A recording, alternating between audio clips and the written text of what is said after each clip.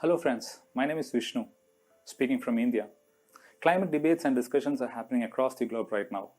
You can learn more about the technical aspects and root causes of climate change through these discussions. But if you really believe that climate change does exist, have you done something about it? Do you feel the pain and the instinct to make this world a better place to live in? Good. I too had that same pain and fear about our kids and their future. Eventually, I ended up in this wonderful initiative called C5, or Change Can Change Climate Change Foundation. C5 basically helps institutions and individuals to effectively reduce their footprint through sustainable lifestyle practices. C5 was originally started as a citizen initiative by various business communities, voluntary groups, government agencies, exclusively to tackle man-made climate problems through green business models. Last year, I got the opportunity to attend the first ever UN Youth Climate Summit at New York as a green ticket winner from India. It was a wonderful experience to engage with the young leaders and activists across the globe. Even as a not-profit climate initiative, such early achievements of C5 was mainly due to the collective effort of our stakeholders, funders, and hundreds of youngsters who volunteered to work with us. I'm here speaking to you just because of the amazing and excellent work they have done for us. But most of you are not that fortunate to become a climate activist or run a climate NGO or spend enough time to be part of the climate movements happening globally. So as a common man or as a youngster, how could you positively contribute to this most threatening crisis of our time? Our answer is by practicing a sustainable lifestyle. Yes, sustainable lifestyle or sustainable living doesn't mean that you should live in a forest. For a definition, we could say that it's a lifestyle that tries to reduce one's use of available natural resources. This simply means that with a little effort, you could reduce your carbon footprint by changing your daily lifestyle habits. By doing this, you too can become a climate champion. Let me share some of those habits which you could change a bit. You can start by creating sustainable waste management system by segregating biodegradable and non-biodegradable waste at your house itself. Always remember not to mix these both, so that you could use BD waste for composting purposes and NBD waste for recycling units. Thereby, you could reduce a large amount of household waste that creates huge landfills and urban dump sites. Food security will be at its peak during the coming years. You could help by growing your own food with a small organic farm at your house.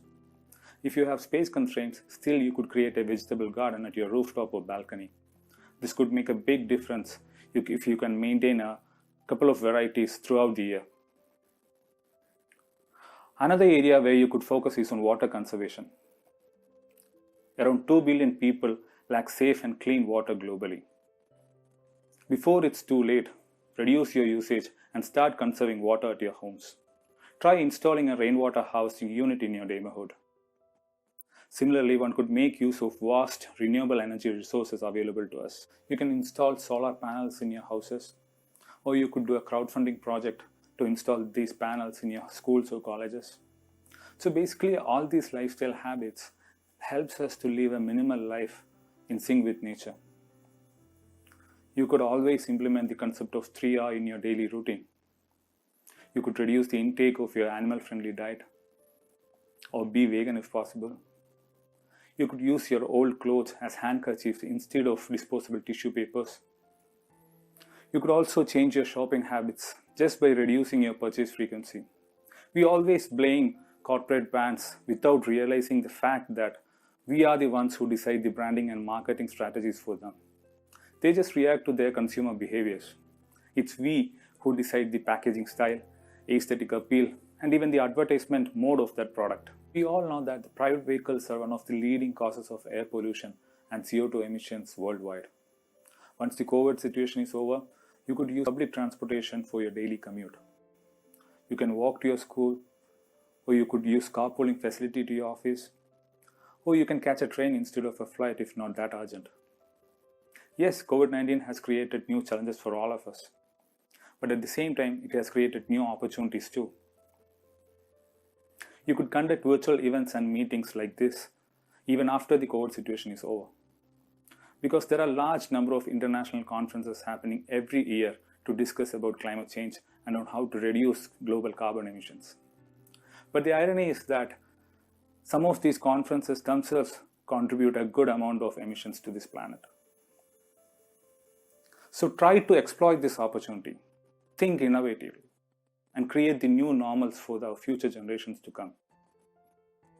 Trust me, this is the only cheat code we have against the man-made climate problems.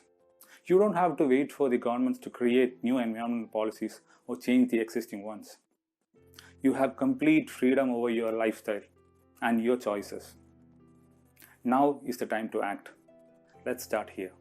Before concluding, I would like to request each one of you, especially youngsters, to try changing at least one of your lifestyle habits that could lower your impact on this planet. Anything as simple and small as reusing your cloth bag for shopping, or you could keep your reusable water bottle wherever you travel, just as your best buddy.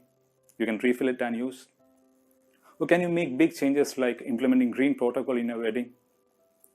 Or can you put an effort, you use cloth pads or menstrual cups instead of conventional sanitary napkins? I know all of these things are really difficult to change. It's not that easy. If it was easy, everyone would do it. But just give it a try. Take it as a challenge and try changing at least one of your lifestyle habits and let the world know about your actions before the TED Countdown Summit next year. Because I personally believe that such meetings and events should be more productive and action-oriented. Even if you can't save the world, you could change the way it works. And only that change can change climate change. Thank you so much for your time. Stay safe.